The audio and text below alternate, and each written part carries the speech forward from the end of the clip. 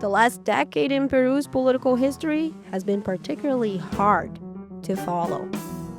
I'm talking about 7 different presidents in the last 10 years. Now, Peru has its third president in less than 1 week. Political instability is not new in the Andean country. The president of Peru has dissolved parliament. To quote the late Nobel Prize winner Mario Vargas Llosa, whom you heard from in the last episode. At what precise moment did Peru lose its way? If you've been following Peruvian news or this podcast, you probably know there has been chaos in the country. From the 7 presidents in the last 10 years, 2 were ousted, 2 resigned under political pressure, and only 2 of those actually finished their constitutional terms. The last one is in office. In Peru, sounds like swapping presidents almost feels like second nature. Seems impeachment has not been such a heavy word there in the past decade. But why? There are a lot of reasons why Peru has been so unstable in the past few years, but I think there is one structural one that is particularly interesting and about to change. When you talk about this period of instability, that presidents were impeached left and right, and even when they did govern, they were not particularly supported by Congress, and all this was done during a period when Peru had one chamber of Congress. So Peru is one in the minority in Latin America and the world that its parliament has one single chamber. And that means that to impeach a president, all you need is to file a motion within that single chamber, get it approved with 2/3 of the vote, and then the president is out in sort of the span of 72 hours. This is Marcelo Rochabrún, a Peruvian journalist and Bloomberg's Lima bureau chief. He spoke with my colleague Fabrizio Ricalde about what we can expect of Peru with the country's next presidential election, scheduled for 2026. We're about to start in 2026 with a 2-chamber Congress, which is what most of the world has, and also what Peru had for most of its history through 1992. But what that will do is it will dilute the power of Congress, because an impeachment vote or a vote to censure a cabinet member would now have to go through 2 chambers rather than 1. Okay, some rules of the game might have changed, but how do Peruvians deal with elections after so much turmoil? To dig deeper, Fabrizio also spoke with Javier Albán, an electoral expert and professor of constitutional law at Universidad del Pacifico in Lima. What happened the last time Peruvians went to the polls? Many of the institutions that we had built during the past few decades have been destroyed by some specific decisions by different politicians, like the second round we had in 2021 with 2 very polarizing candidates. Y los peruanos elegirán entre el izquierdista Pedro Castillo y la derechista Keiko Fujimori. We had a very fragmented election. It wasn't that Pedro Castillo was purely popular since the beginning, but he was an outsider who won, only appearing in the polls in the last few weeks. So something very particular in Peru is that political parties are not strong. Sometimes the people who own the party kind of rent it to different people who want to be candidates. Pedro Castillo is in one of these parties, one party that is in a very personalized party controlled by Vladimir Cerrón.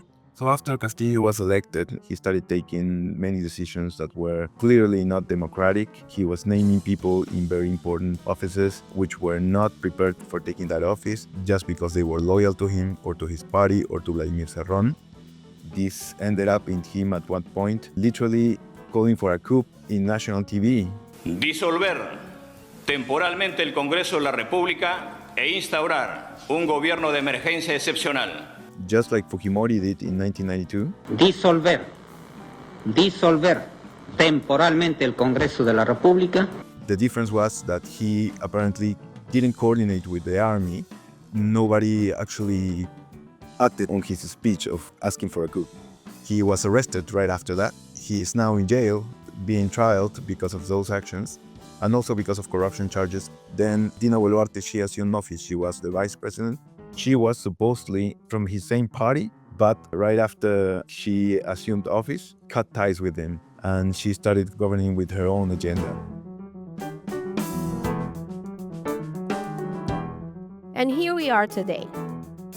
President Dina Boluarte, Peru's 7th president in just 10 years.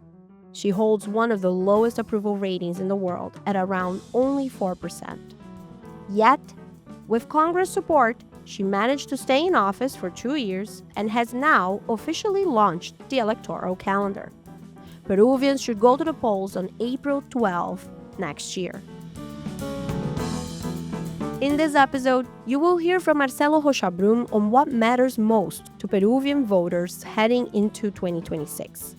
Spoiler, international crime is a big one. Rochabrún spoke about the challenges the new president will face, from political gridlock to navigating global trade tensions and U.S. tariffs.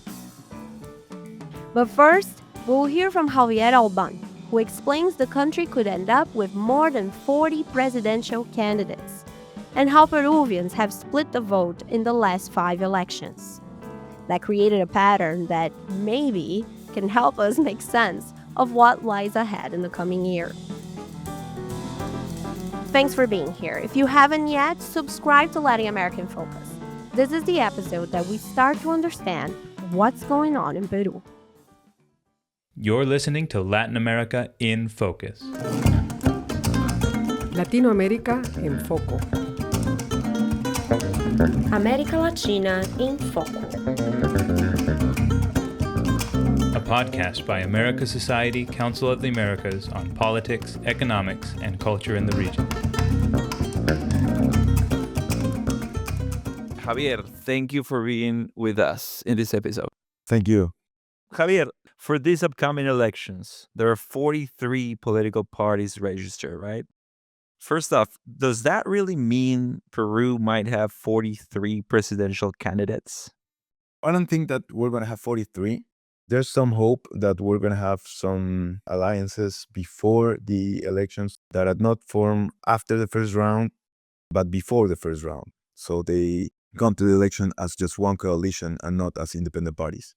Hopefully that happens, but I have even more faith in the incapacity of many of the parties to be able to actually register the candidates properly into the elections. This is something that has happened before, because in the Peruvian law, if you want to participate in elections, you gotta be elected by your party internally, by your own rules, but you gotta follow some basic principles. So the question is really not if it's going to happen this time, but to how many parties it's going to happen. Even if we have 5 or 6 or maybe 10 parties that don't make it up until the end, there's still a lot of them, right? More than 30. How did Peru end up with so many options in the first place? I would point out that there are short-term reasons and longer-term reasons. The short-term reasons are some decisions taken by this Congress and by the previous Congress, which caused a chaos because the previous Congress passed a political reform which was proposed by a group of experts. It didn't pass completely, but part of the reform did pass and turn into law. Part of the logic of this reform was to lower the barrier of entry to create new political parties. So it'd be easier to create political parties. There were a lot of mechanisms in the law that were designed to shorten the number of parties. These mechanisms have been deleted by this Congress. But I was also telling you that I think there are some longer-term reasons, more related to the electoral rules, because something that's well known in social sciences is that there's a correlation between what electoral rules you have and how concentrated or how fragmented is your party system. So usually when you have a presidential system where the presidential election is obviously the most important one and your presidential election has a 2-round system, this leads to fragmentation because the parties have less incentives to form coalitions. It's more likely that you're going to be able to win the election on your own. Maybe you don't finish up first, but you finish second, and that's enough to get to the second round.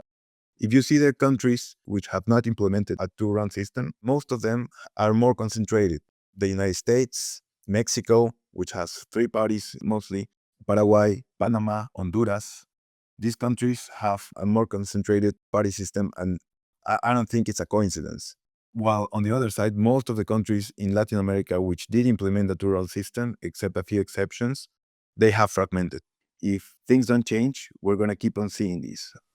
Sure. The other thing that's interesting about these 43 political parties is that there's a lot of new names in this list of political parties that have never participated in the past. Why are so many new faces or new parties or new people getting into politics right now in Peru? And is this a thing that's actually good for the country's democracy?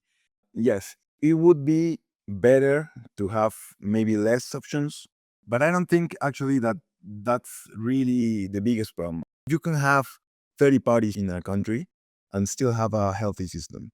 Actually, what you need is a small number of effective parties, which are actually representative, that people actually care about, actually feel connected to.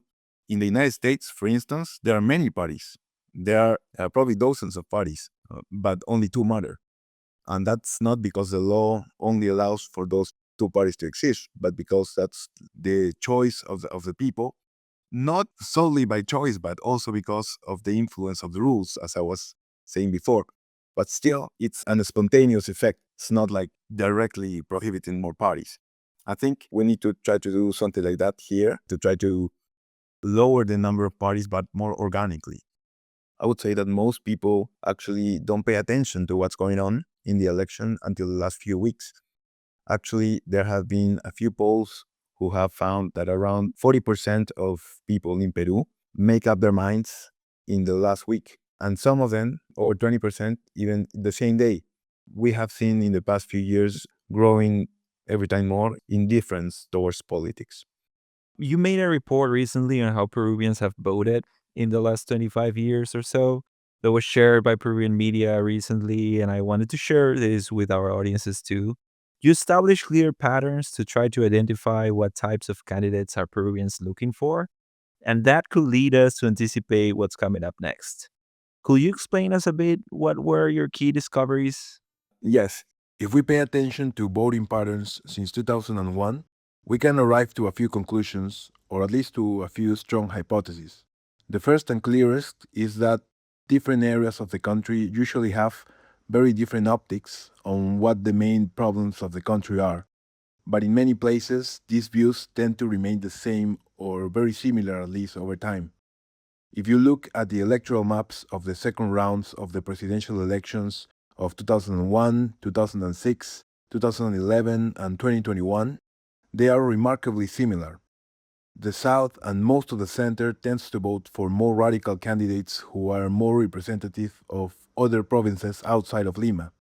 Most of the same places that voted for Toledo against Alberto Fujimori in the South and center then voted for Humala against Alan Garcia and against Keiko Fujimori, and then many of those same places voted for Pedro Castillo in 2021.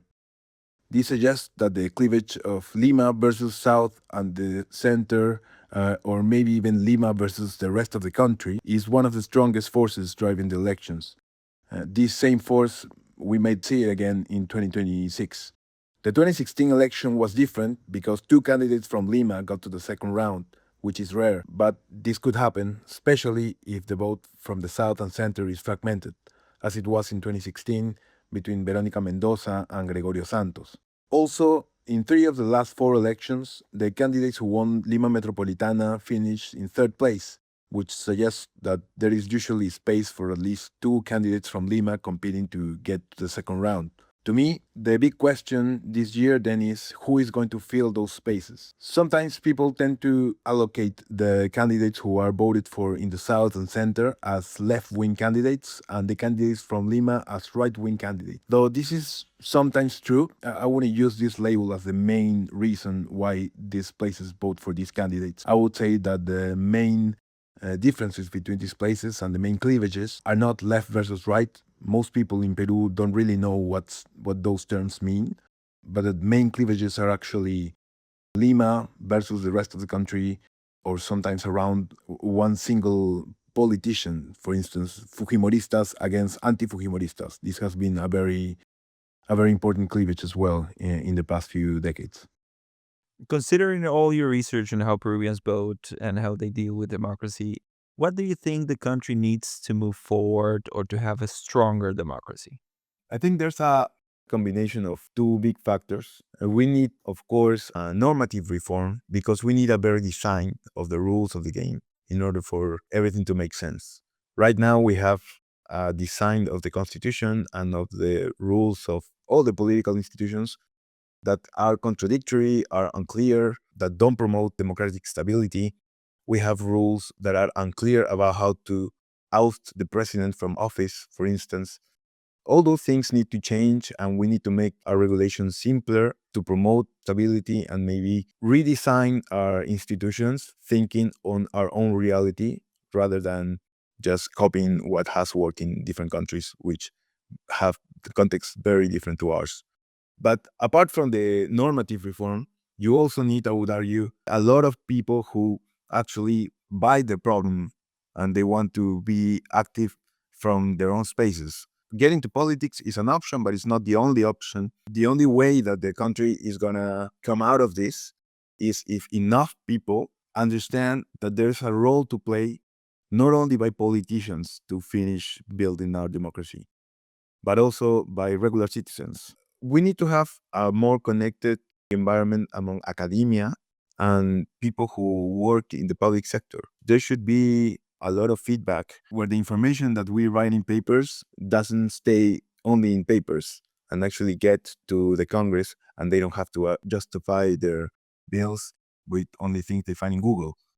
We'll be hoping for that to happen in the near future and probably looking into the next elections. Thank you, Javier, for being with us in this episode.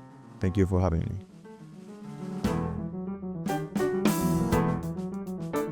From 40 plus candidates and a new Congress to facing rising crime and a changing economy. Here's Marcelo Rochabrún with Fabricio Ricalde on how 2026 could be a year of change for Peruvians when it comes to elections. Marcelo, thank you for being with us. Thank you for inviting me. So, Marcelo, Peruvian presidents have one of the wildest judicial track records in the world, I'll say. Right now, 2 of them are actually in prison, sentenced for money laundering, right? Toledo got 30 years and Humala got 15. But then we have Pedro Castillo. He's in pretrial detention for corruption. We have had Pedro Pablo Kuczynski, also under investigation for corruption. Martin Vizcarra is facing some open legal cases. And then if we look at the past, Fujimori was in jail. Garcia was facing serious charges before he died. So out of the last 9 Peruvian presidents, if I'm counting it correctly, at least 7 of them have faced justice in some way.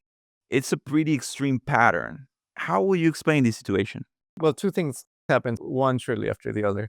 The first was the historic prosecution and sentencing of Alberto Fujimori on human rights charges, which stands as sort of the first president in Peru of a former president facing trial, being convicted, and it's being upheld for many years. He was sentenced to 25 years. But then we had a new sort of judicial campaign that was triggered by what became known as the Lava Jato investigations and the whole influence of this Brazilian construction company, Odebrecht, on many governments across the world. But where it had its biggest impact is probably Peru. Odebrecht was accused of bribing politicians left and right.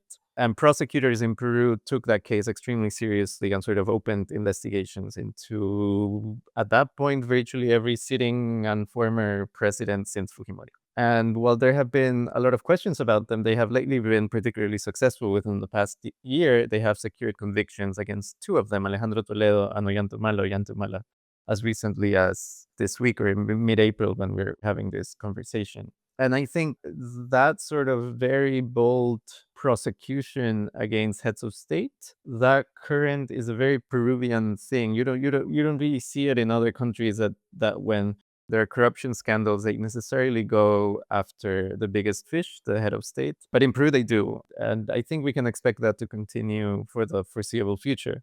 Dina Boluarte is the current president. She's already facing some sort of 6 or 7 criminal investigations. She cannot be detained while she's president. That will not be the case when she stops being head of state. And her investigations have nothing to do with either Fujimori or Odebrecht. It's sort of a new generation of criminal cases against the sitting president. But sort of the aggressiveness with which prosecutors go after these situations continues to be the same. And do you see this as Peru having a weak executive branch, or as if Peru is having a strong judiciary system? I think the main difference especially when you talk to Americans is that prosecutors in Peru are very independent in the sense that they do not belong to the executive branch, even in a nominal way. So in the US, you might have DOJ, which nominally sits within the executive, but it's used to having certain leeway. In countries like Peru, the prosecution is a totally separate branch of power with its own rules, its own way of picking the attorney general, and sort of self-governs in that way. And I think that adds a layer of independence in this case and has emboldened a lot of prosecutors to go after the biggest figures. And what is this doing towards the voters and the people of Peru? Well, Peru has now gone through a cycle of many years of disappointments. I think Peruvians are perennially disappointed in the people that they elect to lead them. You can see this not just in the impeachments, but in the way they talk about the leaders in polls, right? Like right now we have President Dina Boluarte with a 4% approval rating, and that might as well be the lowest approval rating in the world, but that's just what happens in a country like Peru. I think people are constantly disappointed. But they're also disappointed because there are limits to what presidents can do in such a short amount of time. If you have presidents coming in every 1 to 2 years and then they're being replaced by somebody else, then of course their ability to change things for better or worse is significantly constrained. So talking about Dina Boluarte, the 7th president in just 10 years in Peru, she's likely to finish out her 3-year term next year. My first question about this is, could she or will she run for office? Boluarte has indicated that she would not run for re-election, and re-election is not allowed in Peru. Immediate re-election is not allowed, but because Boluarte was technically not an elected president, but a vice president who became president, you could get into a legal entanglement over whether this counts as a re-election or not. Most people would say that she's barred from being reelected, and she has indicated so that she will not be running. Does the fact that Boluarte is ending a term and she is having some congressional support right now, is being allowed to finish the term that Castillo started, does this situation means Peru is on the right track to stability? I think what Boluarte has shown is something new, which is she's been able to survive a parliament that is deeply fragmented and where she has no direct representation. That usually was the pitfall for previous leaders. She has shown that there is a way to unite all these fragmented parties and support sort of a common agenda. But I think little of that matters going forward because the rules of the game are about to change. Peru is changing from this single chamber Congress to a 2-chamber parliament. And that will fundamentally change the rules of the game. Switching gears a bit back to the elections, even though we're still a year out, the electoral campaign is already somehow starting. We have 43 political parties that have been registered, and we can expect a high number of presidential candidates. But in the end, this will be narrowed to 3 or 4 top contenders, right? And so looking at the polls, if there are any, what do you expect those candidates will be? Well, I think the main thing to know about Peruvian elections is that they usually the winning candidates end up emerging as the top contenders very late in the game. So when I look at the polls right now, my expectations is that whoever is on those polls would not be the winner because things can change a lot in 12 months. But I mean, what they show so far is that Peruvians' top choice is nobody. When you ask them who would you vote for, by far, like close to half of respondents in polls say that they would either vote blank or they choose not to answer the pollster's question. That being said, sure, you could see a front runner in Keiko Fujimori, who is the historic leader of the Fuerza Popular Party, daughter of Alberto Fujimori, 3 times runner-up for the presidency.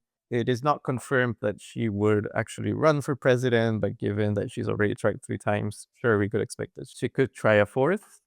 But if you were to look at these polls in the previous election cycle 5 years ago, you would see that there were 2 front runners that seemed poised to win with like double-digit support each.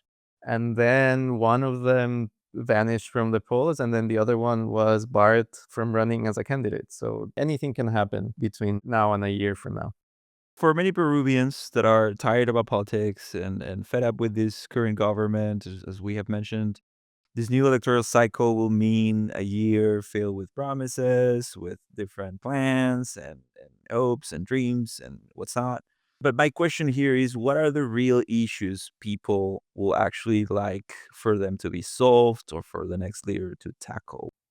I think that it's unclear who the candidates will be, but I think what is clear is like the top issue in everybody's mind right now in Peru is security and public safety. Peru is not Ecuador, it's not Colombia, it's not Mexico, it's not Brazil. It is a much more peaceful country than that, but the numbers show that there is a concerning rise both in murders and extortion rackets, and that has propelled security as the single biggest concern in every person's mind. And so that will force candidates to come up with aggressive proposals to crack down on gangs. There's a lot of talk about Venezuelan gangs, about Trinidad, crack down on extortion rackets. These are all concerns that the current government is already grappling with and failing at tackling.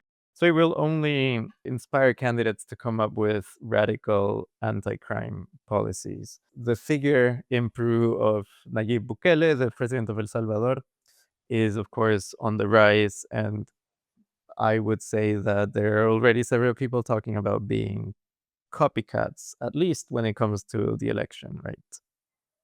So the Manadura figure can have some success in Peru in the next election. You see that happening. Yeah, certainly. And Mano Lura is a figure of speech that Peruvians have used for a long time, but I think when they talk about Bukele, I think they mean something more specific than that, right?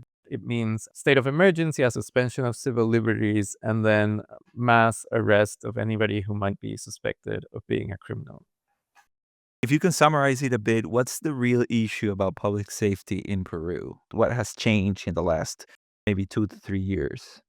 It would be the rise of extortion rackets that are going after all sorts of working class people, whether they are bus drivers, whether they are shop owners, whether they make clothes, whether they own a small bodega shop. All these types of small businesses that are well rooted in Peru's informal economy, they are all being extorted at the moment and sort of have to pay for their safety. It has expanded even to situations like small private schools that cater to the kids of the working class, because private schools in Peru are often not the expensive schools that you would think in other countries, but they give you a leg up over what is a very weak public education system.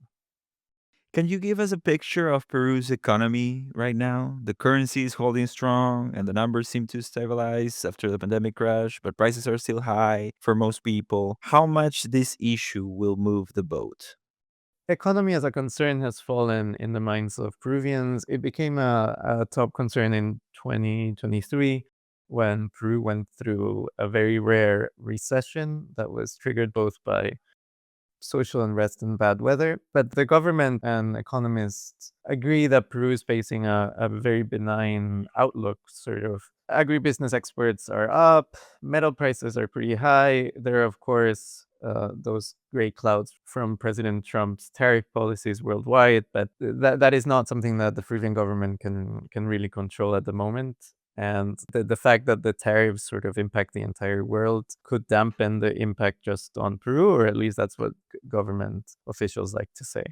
The US is Peru's number 2 trading partner. The number 1 is China. So it is very exposed. It's the number 2 trading partner. That being said, the US has a surplus with Peru, which tends to be President Trump's concern. So in this case, there is not a deficit on the side of the US, but still there is a 10% tariff. And the main thing that you would see impacted are crops, because Peru is the world's top exporter of blueberries and table grapes, and they primarily go to the US. What people here like to say is that because we're in the southern hemisphere, the seasons are inversed. So when it is peak of the harvest season here for blueberries and grapes, it is the opposite in the US. So that can dampen the effect on the tariffs. But I also know that the long game for a lot of these agricultural companies in Peru was to have harvests that extend as much as possible year round, taking advantage of weather that mimics the summer for a lot of months of the year.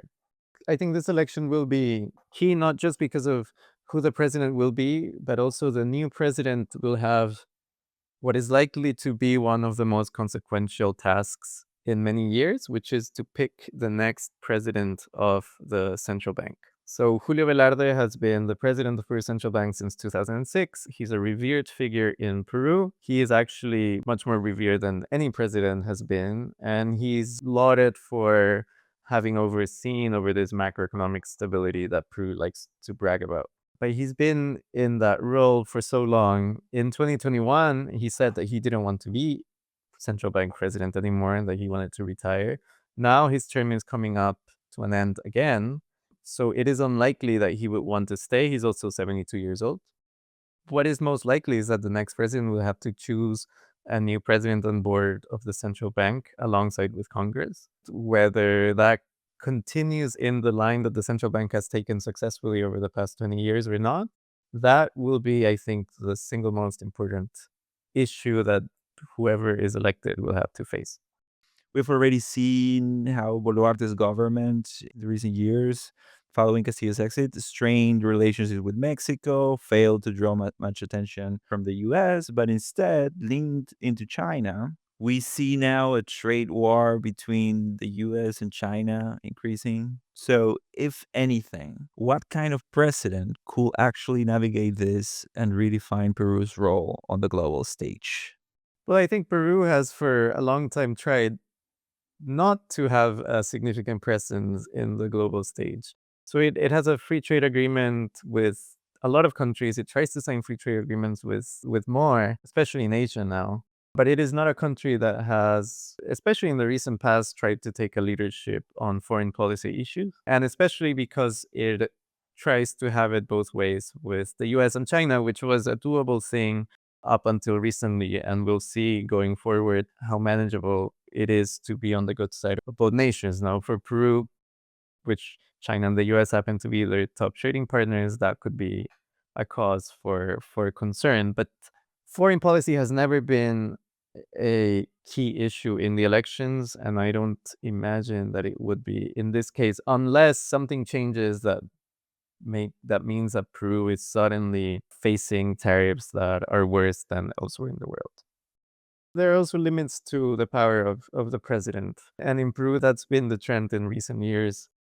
Given that there will be 40 plus parties in this election, like you would think that the next Congress will also be very fragmented without a clear leadership, and that will dilute the power of whoever is elected president. Those are great insights, and that was a clear image of what's going on in Peru. Thank you, Marcelo. No, thank you for the invitation. Thank you for listening. I'm your host, Luisa Lemi. This episode was produced by Fabricio Ricalde and Kalia Robertson. If you want to learn more about Peru's election and economy in the year ahead, check out our website, www.as-coa.org. Council of the Americas will be in Lima on May 26 to discuss opportunities in the country with leaders of the private and public sectors. Keep up to date on all the region's votes this year and beyond with our election guide. You will find more podcasts, articles, poll trackers, and expert commentary at as-coa.org/2025. The music in this episode is Piano Station by Bianca Gismonti Trio for America Society. Find out about upcoming concerts happening here at 6080 Park Avenue in New York at musicoftheamericas.org. And check the link of the notes to become a member of America Society. You get preferential access at concerts, art exhibitions, and events. And this year, we're celebrating 60 years of America Society, so we have special membership prices for 2025. If you listen up to here, thank you. Check out other episodes of Latin American Focus at www.as-coa.org/podcast.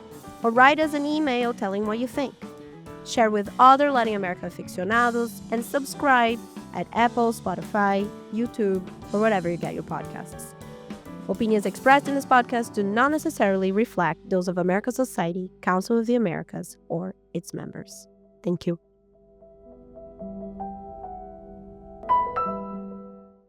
Thanks for listening. For more, visit as-coa.org.